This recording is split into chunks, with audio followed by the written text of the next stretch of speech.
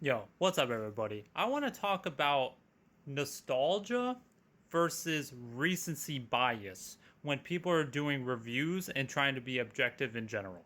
Now, I have a lot of nostalgia for games, lots and lots of games, including the Wind Waker. I grew up playing this game. I absolutely love it. There's tons of games that I'm nostalgic for: Wind Waker, Ocarina of Time, Thousand Year Door, Pokemon Emerald, Pokemon Diamond and Pearl. Like, there I have tons of nostalgia for games, right? As does everyone. A lot of people grew up with the same games I'm talking about, and many, many others. Now, when people get nostalgic, I like to call it they put on the nostalgia goggles, and they lose the objectivity when they start reviewing things, and they remember it how they did back then instead of like straight up comparing like apples to apples and trying to be objective when reviewing a game.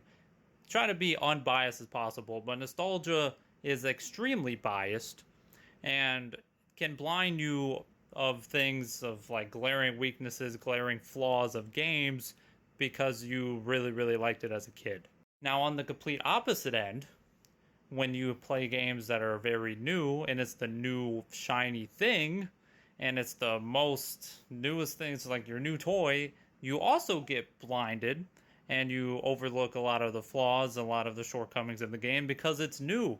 It's a brand new experience. You want to play it. You're enjoying yourself. All that stuff. So when people review things, I don't think it's necessarily the most objective to review things right after you first played it and probably when you grew up playing it. Like, you got to try to find a balance between being nostalgic for your review and nostalgic for your objectivity and get rid of your recency bias also. I think that's kind of the big debate when I'm kind of talking about games is how much do I value games I'm nostalgic for, and how much do I value games that I've just recently played. And I put Wind Waker behind me because I think Wind Waker is something I'm obviously very nostalgic for, but like if I remember when the remake came out, and fucking loved the remake. I thought it was fucking great. But the nostalgia kind of wore off a bit, right? And you can kind of see that, hey, this game doesn't have the best dungeons in the franchise, right? And there's a lot of stupid fucking, a lot of backtracking and a lot of the exploration really wasn't all that great, to be honest with you. A lot of the submarines, a lot of little stuff was honestly not super great. Like, it wasn't you weren't finding a whole lot of nothing. And, maybe the game wasn't as good as, when I played it when I was 5.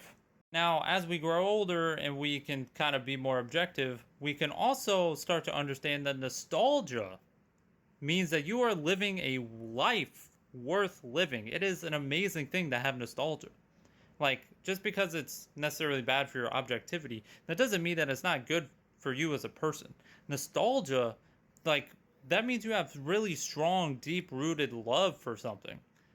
Isn't that awesome to have, like, awesome memories, like, of a game or anything that you're nostalgic for? Like, you have so much love and passion and empathy and all these, positive thoughts, like, connected to a moment in time, connected to a game, connected to something that you resonate with. That means you are living a life that you want to remember.